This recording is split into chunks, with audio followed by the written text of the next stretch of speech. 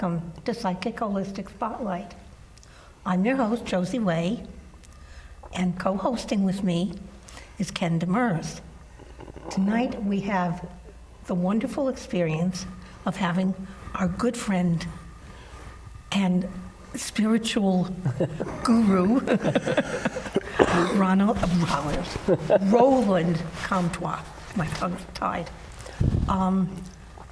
When I asked him what he did, he said, "Oh, medium, reader, and medium, author, and speaker." Yes.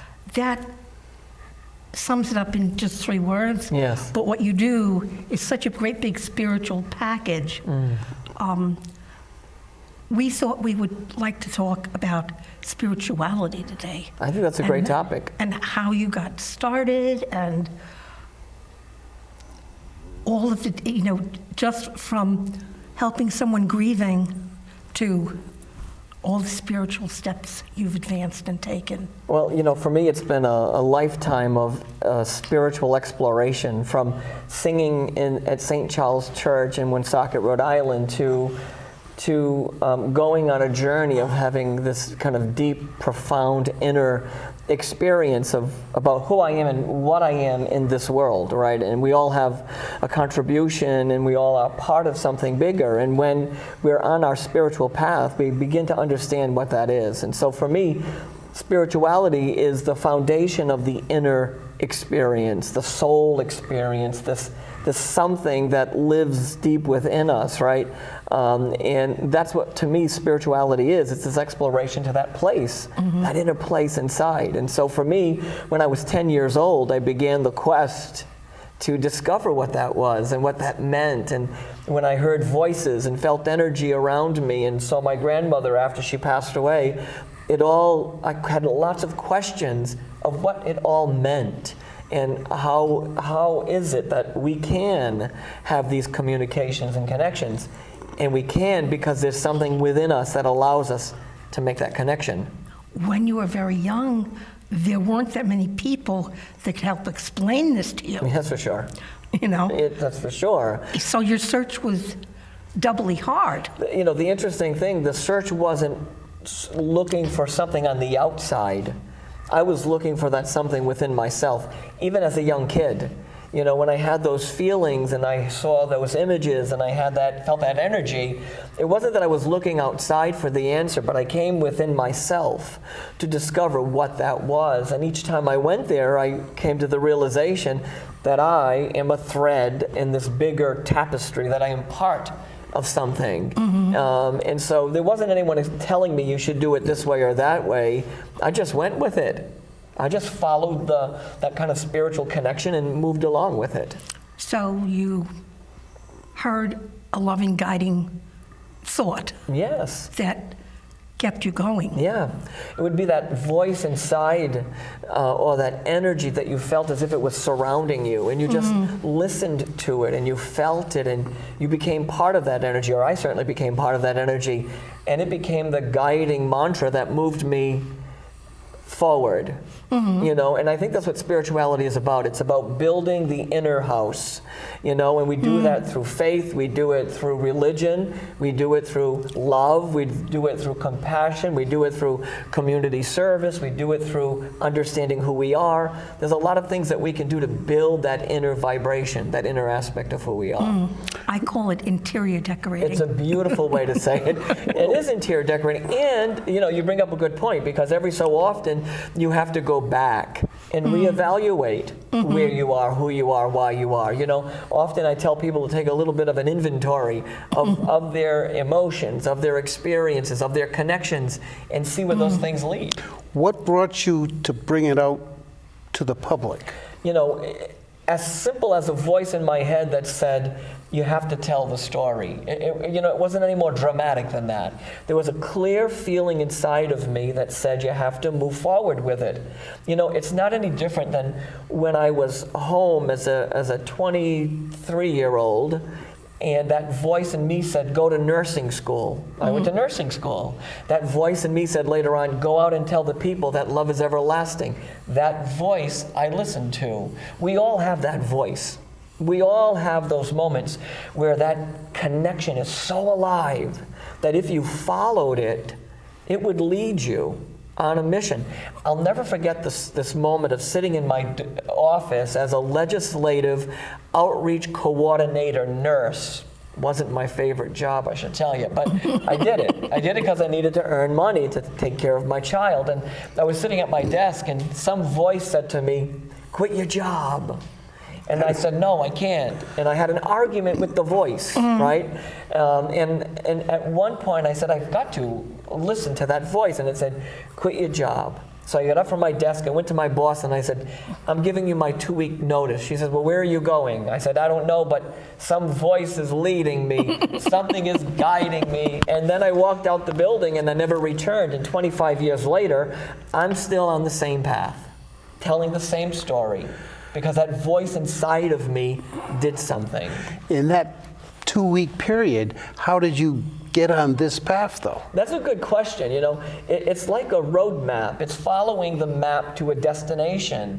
It leads you, it guides you, it tells you, it informs you. It's very similar to the book The Alchemist, when the young guy is trying to find his destiny, and every so often in his path, there is a totem, a something that says you're in the right place at the right time. So during that 2-week period, there was a moment that those tokens, those totems, those somethings were available to me, reminding me that what I heard 2 weeks prior was perfect, because I was in the right place at the right moment at the right time. Had you been involved in paranormal stuff previous to that? Or? Sure, I took people to graveyards. We went searching through all kinds of things. So you yes. kind of knew what you were going to do. I did know what I was going to do, but still that voice was guiding me, confirming. That energy was guiding me, confirming. Yeah. No, it's still a big jump. Yeah, that this is where you have to go. We have all had that moment. That moment when everything stands completely still. And God, spirit, energy, universe, angel, whatever you want to call it, or self, whatever you want to call it, sends a message directly to your inner self and says, this is where you belong. And it's that moment when you listen to that voice, your spirituality, your energy grows. It gets bigger, it gets stronger. At some point you feel more connected to the universe as a result of listening to that voice, to that energy that's within. Yeah. What seems to happen is spirituality is not just going in, it's also recognizing that as you are a divine being, so are all your brothers and sisters in the world. Yeah. And it's also realizing that you're not alone, and life does continue, but of those, that there are many on the spirit side of life that are here to help us and guide us. Yeah, you know, I think something happens when you recognize that there is a spark of divinity within yourself. You're then able to see that energy, a reflection of that energy in other people, in other circumstances, in other situations, that you get to see it differently than you did before you had that experience. Yeah. So I agree with you totally. Yeah, and you see it no matter what the race, the religion, anything. No matter what the differences are. There's no. You see it in animals. You see it. You see it. That spirit is there. It exists because we are a part of the universal energy. You know, often people think that we're separate from it, that it's far beyond our grasp. And when you have that understanding, then you've created limitations and boundaries. It's when you come to realize that the universe is in me, it's in you, it's in anybody who's watching or experiencing this, that we're part of it, that we're not separate from the experience. This one comes directly back to you. Yes. Do you know the term Transfiguration Mediumship? Yes. I work at a bookstore, Northern Lights in Portsmouth, Rhode Island. Okay. And I was there yesterday, and I got talking to this lady, and she brought up your name. Okay. I said, oh, I know Roland. She says, yeah. She says, I was watching him one day, and he was giving a reading to a friend of mine, and his face changed to that person. So I throw out to you, do you see transfiguration mediumship in your future? So let me You say, seem to be doing it. let me say to you that I don't go out and put on my business card, I'm that kind of a medium. I just do my thing. And if at the end, someone says, you know, you look like my cousin's uncle, or you sounded like someone, or there was that kind of an experience. So you've heard this before? I have heard it before, but I don't search for it, you know. Yeah. However, it's going to show itself as long as, and look, I got to tell you, I'm about to tell you a secret. Okay? We'll keep it to ourselves. Yeah, just to ourselves. I had a conversation with the spirit world a long time ago. I was a young kid, and I said, if this is the mission I'm supposed to do, if this is what I am supposed to do, my prayer is that the end result of whatever it is that I'm supposed to do brings love, compassion. That's it. So if by chance this is the way I got to get to that space, it helps that person have compassion. That's it. That's all. It's a reflection of a very close connection, though. It is. With the spirit. It is a very close connection. Again, back to the concept that we're not separate. So in fact, could the entire universe be right here at this moment? Could the breath of spirit just be beyond my breath? And when I'm here, could it all just be here? Could your people be here? Could the angels be here? Could God be here? Could all of it be here, right? And I think when we come to understand that we're not separate from the entire thing, we release the limitation, we release the boundaries, we release fear, and we step totally and truly into who we are. I agree. The heart of God. That's exactly it, Ken. That's exactly it. God in action. Exactly it. I believe when I look at myself, I think of myself as whole universe. Yes. And every cell in my body Yeah. being another little spiritual being. And so you can find spirituality physically. Yeah. That I'm in charge of all of this, and I have to take good care of all of this. Yes, that's true. You can find it out in nature. You go out and sit by a stream, and all of a sudden you feel like you're part of the stream, right? You go, when I'm in my yard and I'm walking around the yard, I feel like I'm part of the ground. I'm part of the experience. So, you can find the spirituality in many places. You can find it in friendships. You can find it within. You can find it sitting in nature, being under the stars. I mean, there's a lot of places where you can find that. But I preface it by saying you have to see it within yourself before you can see it in the global picture. Out of curiosity, I'm thinking about you out in your yard, and you're out in the country. Yeah. Ever have encounters with fairies and elves and stuff? Well, my yard is full of everything. Everything that is beautiful. Gnomes and all. Look, I have a 26-year-old daughter. We lived in that house when she was 10 to maybe 12 or 13. We put out cupcakes for fairies, I should tell you. I have a little girl. She was into that experience. I was into understanding I remember when you bought the house. Yeah, that everything is part of the universe as long as it resonates with the essence and the energy of love that is unconditional. So I'm totally aware of that. I'll never forget my first trip to Ireland, my first international trip, and they stopped the bus. There were, I don't know how many people were on the bus, and they said, "Roland, look to the left. There's a fairy bush or tree or something." And we all got out of the bus, and we went to look at this beautiful tree that they said was where fairies and all these things visited. So they were totally into that experience. And did you see anything?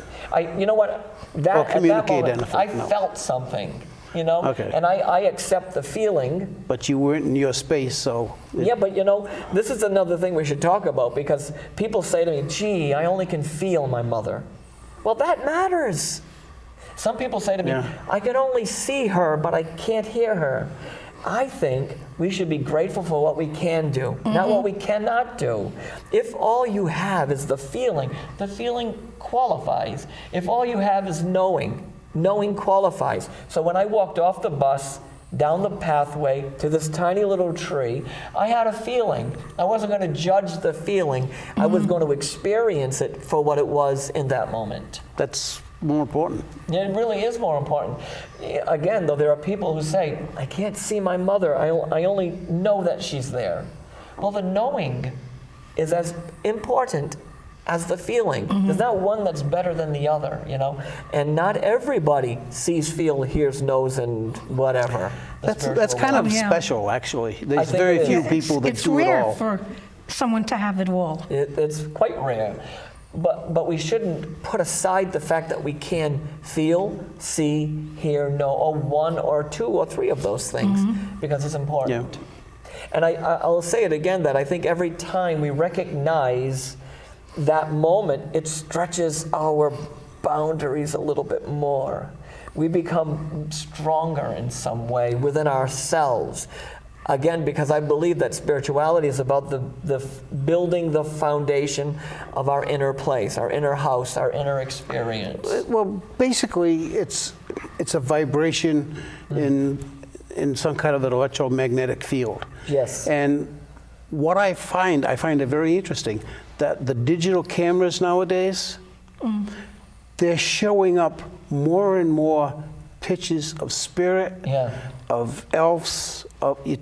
You go to a psychic fair and somebody's taking aura photographs. Yes. And you take a picture of that auric photograph, and the intensity that's coming out of the heart of those people in that digital camera of the aura is amazing. It is amazing. The digital can see what we can't in that photograph. So, it's exactly true. I mean, in this space, you know, I'm looking at you, I'm seeing your aura. It's instantaneously, it's a visual experience for me. Attached to that is a feeling. Attached to that is a vibration. So, you know, it's almost an instantaneous. So when I'm walking through a room or at an event and I have hundreds of people there, I'm seeing their energy somehow. Kind of merging together. Yes, it's quite a spectacular thing.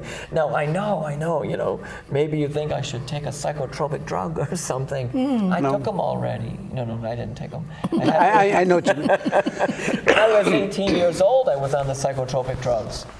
The most amazing thing is that it didn't stop. No, it doesn't. This vibration, this feeling, this something that happens inside. No, it doesn't stop them. But if you're having too many of them, like you're picking up on everyone in the crowd, that's overwhelming. It could be. It tones it down. Well, I think part of it is you have to understand what you're seeing. And you have to understand what you're doing.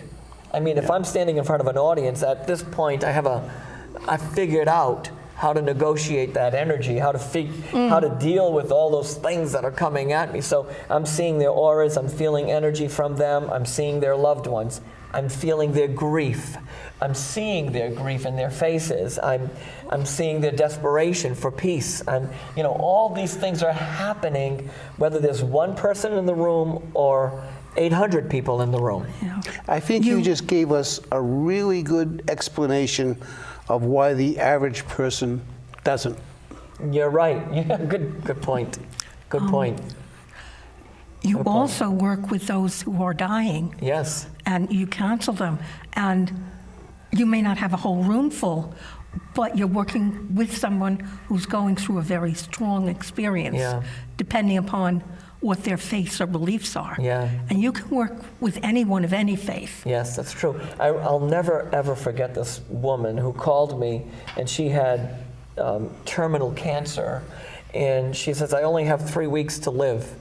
That's what the doctors told her. And she said to me, how am I going to leave my kids? And, you know, we had this long discussion about staying and leaving and life after here and the afterlife. And I said, did you love your kids? And she said, yes, with all my heart and soul. I said, did you give your kids everything you possibly could have ever given them? Yes. I said, did you give your kids the best of who you are? She said, yes. I said, did you love them unconditionally? She said, yes. And then she stopped, and she took a deep, deep breath and said, I got it. I've given them everything I can. That's making me emotional telling you the story. I mean, she's on the phone with me. I Beautiful. couldn't be with her by her side. So I'm talking to her on the phone, and she says, I get it.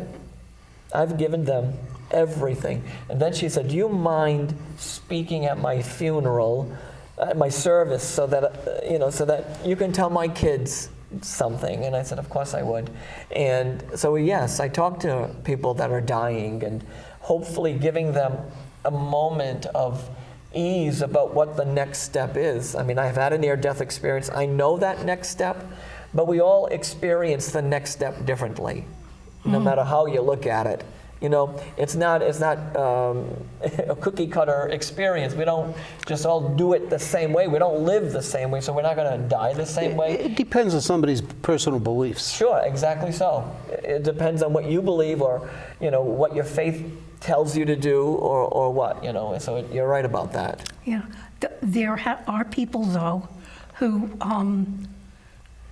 I can't remember her name, but there's a Buddhist practitioner, and she was born Jewish, and she said, why am I seeing all these gods and goddesses?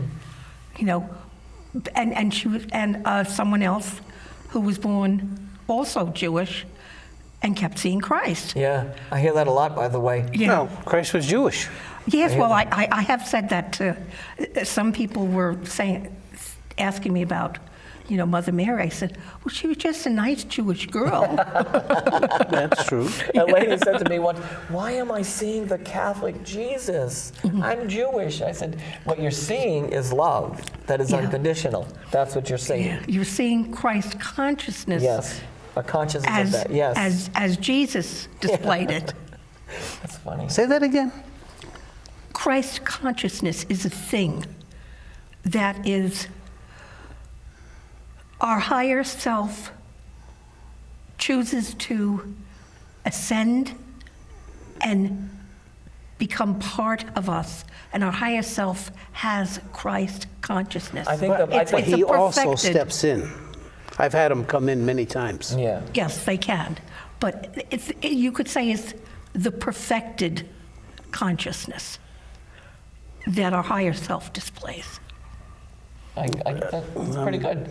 I agree. Okay.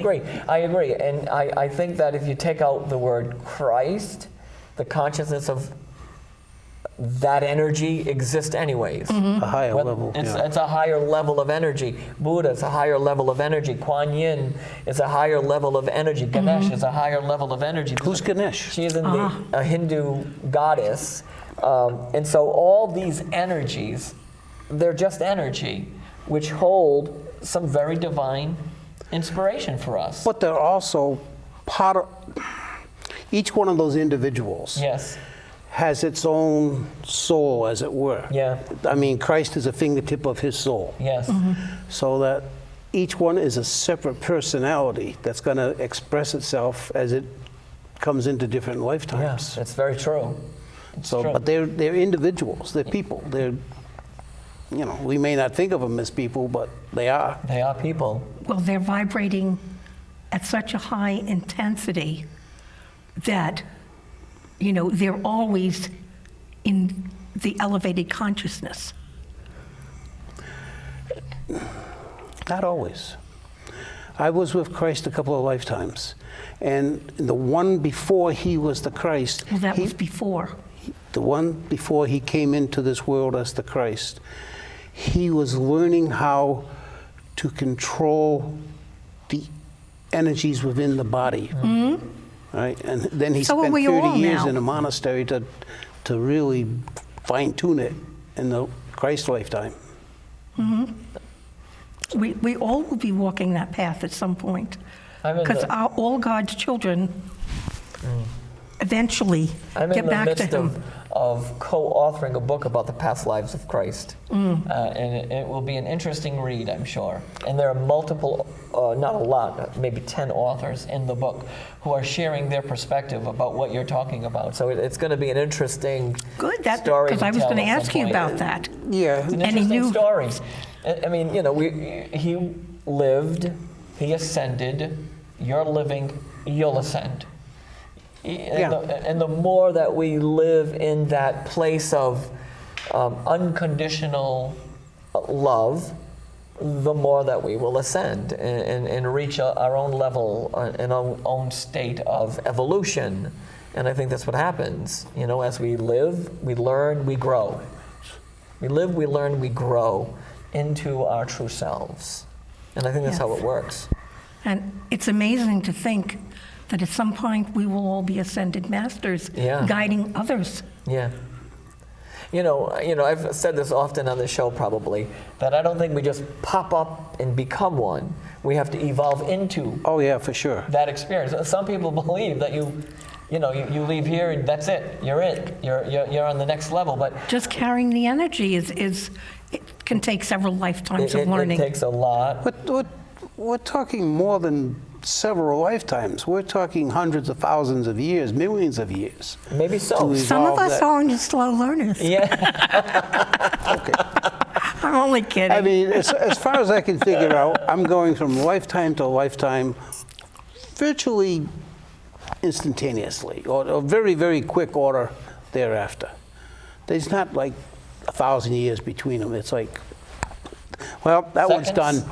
Let's go on to the next one. We'll pick out the next one. Yeah. Might take a little while to pick out the vibration and the life experience that we want to have, but it's not long periods of time. That would be a very interesting conversation to have, for sure, about that process, about the evolution of the soul. And, do we reincarnate instantly? Do we go through a Sometimes. process? Or do we stay in that field of light longer to be, the ascended being? Or do we come back here and become the ascended? That's a very interesting conversation that could be had about that topic in itself. If you're talking about individuals that are on ascended levels, they've been doing it for very long periods of time. It's very hard to do in a physical body Yeah. Yeah. because of all of the wants and needs and necessities. Yeah, I mean, Of- you of got the physical Dalai life. Lama and maybe a few other Yeah. monks and whoever knows what that we don't know about in India that are on a different level. In a level. I know a lady, she lives out in Montana. I can't remember her name, it went blank. When she can see auras on a completely different level than us, the best in the world. They took her to Spain to study her. They're driving down the highway, a couple of guys in the front who can't speak English, and she's a 15-year-old girl in the back seat, and she screams. The guys jam on the car, she jumps out of the car and runs across the plains up over a mountaintop.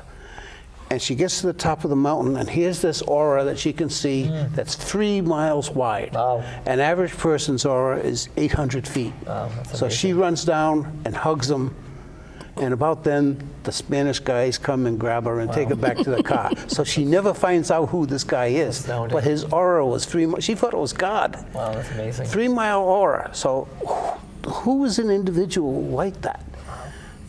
Think about it. And just about 2-3 months ago, I was in a reading, and I asked that question about that individual, and he knew she was coming, so he waited for her to come. Think about the interconnectedness of everything for somebody to be able to do that.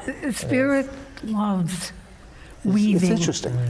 Our connections. Yeah. Loves that. They're master weavers. I want to thank you because we're just about done. Thank you. Thank you very much for being with us. I appreciate it. Please tune in. We will have more of Roland. Thank you, Ken. And we have him for 3 shows, so don't miss them. We'll be talking about Are you going to be grieving. around here locally? Yes. Oh, if you want to reach Roland, how can you reach Roland? RolandComtois.net Okay. or Facebook, Blessings by Roland. Type in my name, you'll find me, I'm sure. Yes, Yeah, that'd be yes. great. Spell your last name. Comtois. Thank you. Appreciate it. Thank you for inviting me. I appreciate being here with you guys. It's always a It's pleasure. always interesting, different. That's what we want. Try to educate people. I love that idea. They may not believe us, but we'll give them a different viewpoint.